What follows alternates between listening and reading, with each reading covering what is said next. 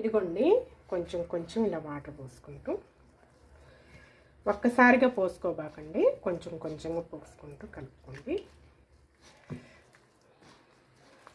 దోశల పిండి కాకుండా, ఇడ్లీ పిండి కాకుండా ఇంకొంచెం మందంగా కలుపుకోండి. ఎందుకంటే మరి జార్ అయితే బజ్జీ మీద, పచ్చిమిరపకాయ మీద పిండి నిలబడదండి, అందుకోసం అని చెప్పేసి చక్కగా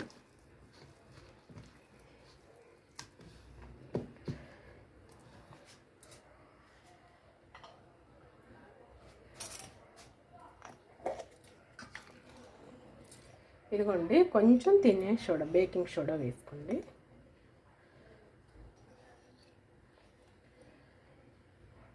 ఓకే,